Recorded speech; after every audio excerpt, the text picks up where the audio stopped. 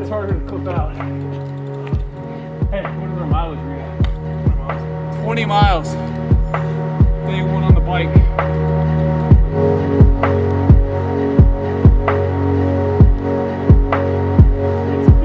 Are you vlogging here? Yep. Just doing a little behind the scenes action of a Steve Cook video back here. We've got a cow's drone up above. Got Jake and Steve down here doing a tiny bit of filming for Steve's new video. Basically he's training for his triathlon coming up in a month. So yesterday we did a bit of filming for the bike leg, and today they've got me running up this hill with them to take the running segment, followed by the swimming segment later on sometime in the week. Tell you what, it's not very easy carrying this, plus 2 cameras, drink bottle and everything up this hill whilst trying to catch up to these big lads down here. So Cow down the bottom getting some real cool drone footage, but it is about 6:30 up here on this hill in St. George, capturing the sunset and the excellent surrounding mountains. It's absolutely stunning scenery down here. But as I've been talking, those big boys have run basically the whole way down the hill, so I've got a lot of catching up to do. So here we go.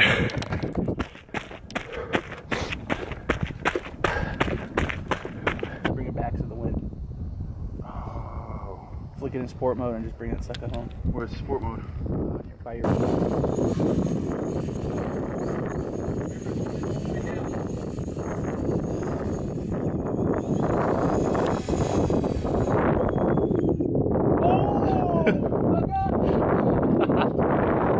I'm staying in Utah at Steve's house. Originally I was going to stay until the 7th of October, but now Optima have got me to come out to Chicago in a week's time to film a video shoot for them at the ON headquarters. Basically I have to shuttle out to Vegas, fly to Chicago, and I'm going to be staying in Chicago for 5 days, so I might try and find somewhere else to travel to in the 5 days after the shoot is completed. Hopefully we've got some real good stuff coming up here in Utah. I really want to do that ATV trip again and get some real good footage for that. If I don't get the good footage, Steve will definitely be going there at some point during his travels here. And we may even have a special sort of exclusive little video going up on Steve's channel of just him and I talking about my history and our history together. Not too sure when that's dropping. Most likely it already has dropped before this video on my channel goes, but the guys are up there finishing off a bit of filming for his running it's about 7 o'clock, so we try to time the sunset really well. We're gonna film a tiny bit more footage down here on the roads.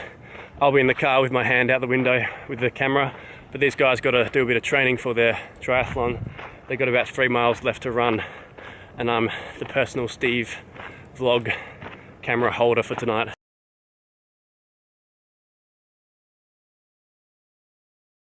Now we're in St. George, Utah. Guys, this is my new home.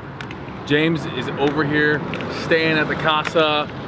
We haven't had like a ton of stuff to do yet because I've been so busy running around. Tonight actually is gonna be our first time working out. You want to hit some shoulders, arms? Let's do it. All right, it's going down old school style. We're just gonna go in there, hit a sick old pump, get nice round shoulders. James, for being as tall as he is, has phenomenal shoulders. Has anyone ever told you that? You did, actually. Oh, see? I knew it made sense. For being as tall as James is, how tall are you, 6'4"? You gotta be super wide. You gotta have super good shoulders. Usually the only people I see that have that great of shoulders, that young, that tall, are swimmers. And you didn't swim, did you? Just genetics, hashtag blessed. Let's go work out.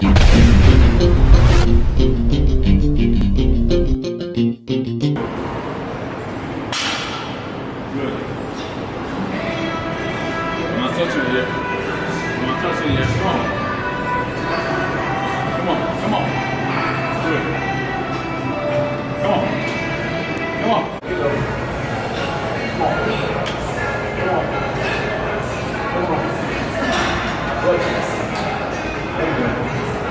Good. Good.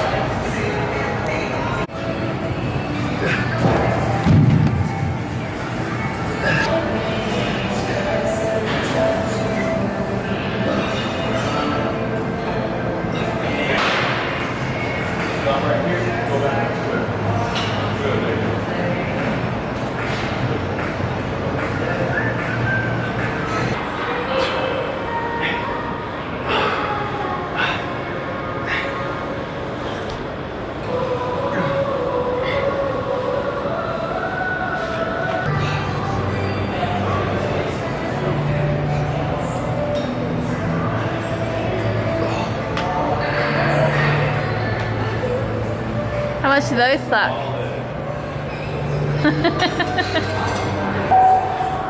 James is like, he's got those delts going, and this is his favorite thing to do behind. So I want to follow your lead here.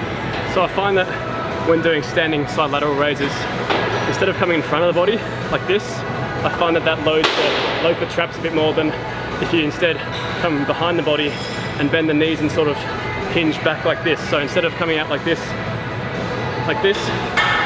coming out, hinging at the back, getting a much bigger stretch, mainly on the side delt, but also on the front and maybe even a bit of the rear as well. And then using a bit of a thrust to sort of help get you out of that bottom part of the movement. Everything sounds cooler when someone from Tasmania says it. What should we call these? The Tassie lateral raise? I like it.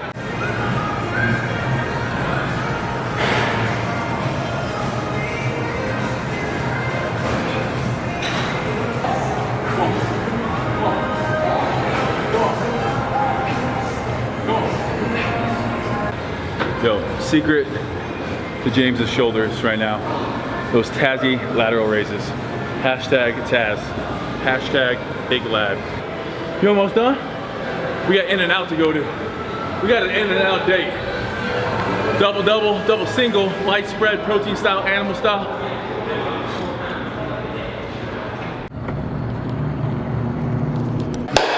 Workout done, in and out done. I want to talk a little bit about kind of your background, your story. Obviously you guys saw it on the video beforehand, but I think that you have an interesting perspective that obviously I don't have, but I can learn from. Something that you can kind of look at, geez, you've been through so much at such a young age, and I know that there's a lot of people out there between the ages of like 17, 18, 19, 20, in the early 20s even, that go through a lot of change in their life.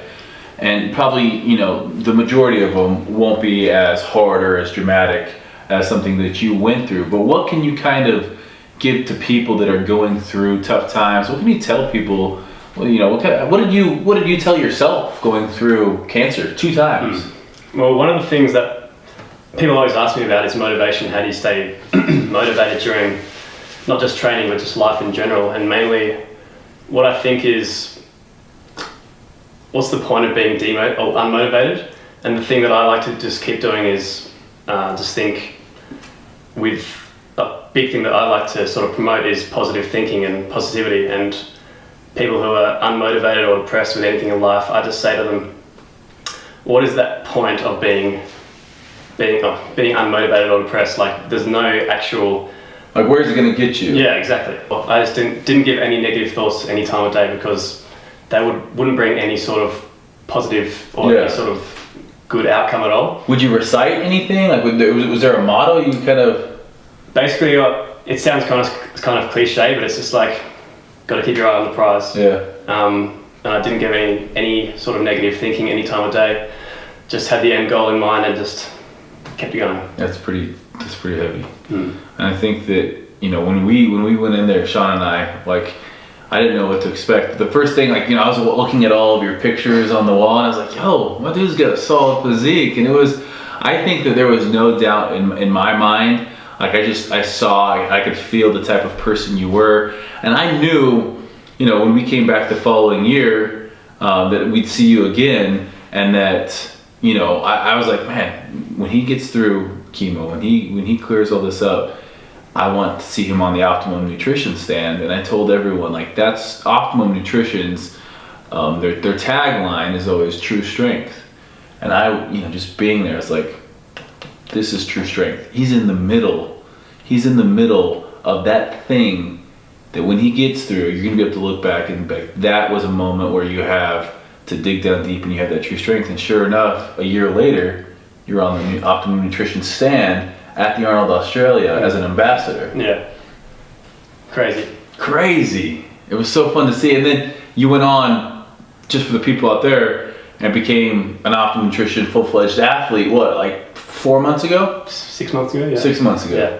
And you could tell, you know, besides having a cool story, yeah, you have a solid physique too. But it's a crazy just to think about everything that you've been through. What are your, you know, from there, what do you want to do next? Like, what's your, you know, you've been through so much already. Like, what do you see yourself? What do you want to be doing?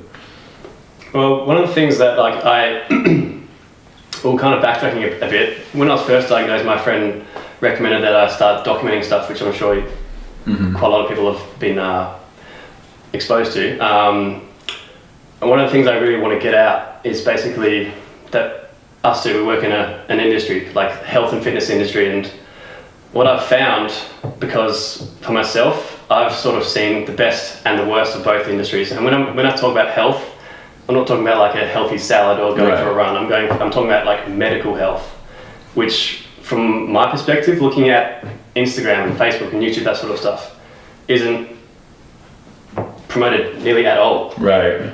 And I know for myself. When you're saying medical health isn't being promoted, and you wish you'd see more of, like, when you say real health, because I get what you're saying. There's a lot of fitness, there's a lot of fluff out there, there's a lot of look at me, instead of really health-driven posts. When you say that, are you talking like, you know, more scientific-based health stuff, more hospital-type health? What would you like to see more of? I think... Because I totally agree with you. Yeah. I think like a big emphasis on medical health. So from my perspective, after having cancer twice and going through chemotherapy, I still have to get regular blood tests. And I think that one thing that people don't do enough is just to check their body or to get blood tests, like to go to a doctor or just have a blood test, or even doing stuff at home. I know it's sort of like a thing people don't want to talk about, but like for women to check their breast tissue for any abnormalities, or for guys to check their testicles, that sort of stuff. Like, no one wants to speak about that, mainly unfortunately because probably doesn't sell, doesn't make money, and because it's a bit of a taboo topic. But it's more so being proactive. One thing I posted about a while ago was like, instead of having like a reaction to a possible health problem, it's sort of having the proactive method of making sure that you're on top of your health, and if something bad is happening or could happen, you catch it early. Because for me, prior to being diagnosed the first time, I used to donate blood. And I guess the inception story was each time I went to donate blood, my blood counts would drop each time, and that sped up my prognosis, or my diagnosis, and bettered my prognosis from finding it earlier. Anything else you want to bring up or point out? I mean, you've been through a ton, and I gotta say, your mom was phenomenal. Like, I mean, I never want to say, you know, if you guys go through something like this, you know, like the people in your lives that are super supportive of you, you know, our parents, things like that, you might take them for granted right now, but in a situation where you need them, man, is it nice to have someone who truly just loves you for you. So shout out to James's mom. She was great. Yeah. One thing I kind of want to end this on is basically to prioritize your health over your fitness. I know that sounds weird, but from my perspective, if your health goes, your fitness is soon going to come along and shut down as well. So I mean, we're kind of talking about that. That's what the series is all about. Functional training, getting out, doing things you're uncomfortable with. But it all comes back to, again, we have these bodies. They're all going to get older. We're all going to end up as a dried raisin. You know, as we age, you know, our telomeres or telomeres. You know, there's so much in anti-aging that's coming about right now. But at the end of the day, still, you have 100 years, give or take, a little bit on this earth. Some, you know, less. It could be tomorrow. It could be walking down the street. And I think that we take for granted our health. We take for granted waking up in the morning, being able to go outside and run, being able to go to the gym every day and eat healthy. So if you guys have control over that, don't wait till something bad happens. Don't wait till, you know, take it. Don't wait till you have diabetes. Don't wait till you know, are sick in a hospital bed. You know, this body that you have is temporary. So treat it like that. Treat it with, you know, the utmost respect. I respect you too, man. Good to see you here. All the way from Tasmania. Yeah.